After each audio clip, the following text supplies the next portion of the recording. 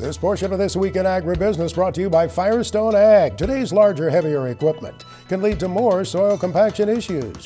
Firestone Ag IFVF tires with AD2 technology maximize the load capacity while minimizing soil compaction. Visit firestoneag.com to learn more. Brian Basting joins us in the studio this weekend. Mr. Basting, good to have you back here. Oh, it's great to see you, Max, and good to be back. Advanced Trading is the firm, headquartered in Central Illinois, but you work with farmers, well, truly, I guess, and elevator operators all over the world now. Weather has to always be a major discussion, and I noticed the other day, I was shocked to see combines rolling already, harvesting soybeans in Brazil, and the farmer who posted that said he could not recall soybean harvesting in Brazil before in November. That tells us a couple of things, doesn't it, in terms of future crop production there? It certainly does, Max. There was an adjustment in the timing of the planting window for the Brazilian farmers in Mato Grosso in the north. They were able to plant a bit earlier this year. I would say some of those beans in the north, Max, suffered the worst from the dryness in northern Brazil.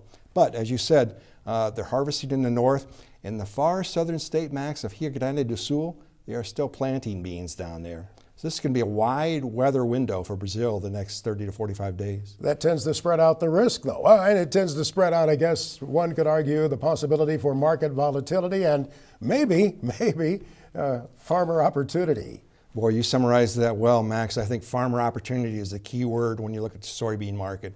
We're looking at some nice strength here as the year winds down, directly tied to those issues with Brazil. But I'd remind your viewers, defend your balance sheet because we're looking at the potential of a doubling of the crop size in Argentina next year. Recall that earlier this year, Argentina had a drought, so even if Brazil were to have a bit of a setback, Max, I'd remind your viewers, Argentina could double their crop size with favorable weather in 2024. Of course, they have economic challenges in Argentina, and that could go one way or another. That's a whole other story.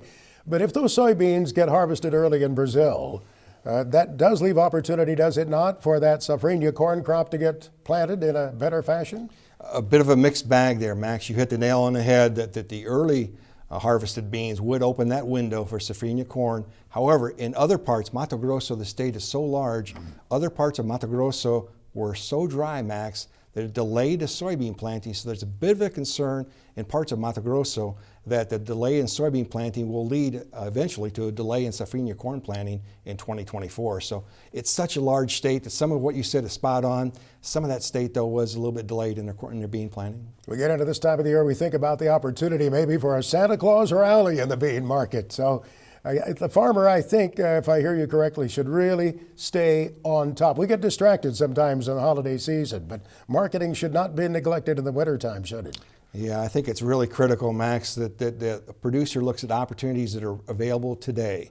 We don't know what the market's going to do a week from now, much less a month from now. We do know today the market is strong. What we want to do is focus on managing price movement, not predicting price movement. No one can accurately predict prices over an extended period of time. Let's manage these markets, take advantage of them. Max, I don't think it's too early to think about 2024. Also, November beans for 2024, right near $13 bushel.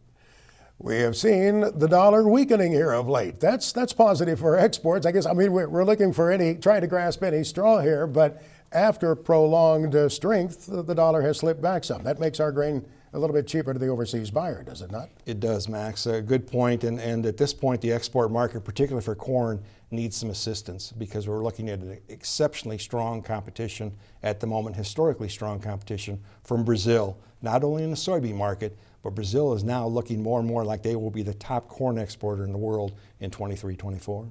We want to talk with you a little more, sir, and tap your knowledge here. Thank you again for being with us this weekend. Brian Basting with Advanced Trading. He will be back momentarily.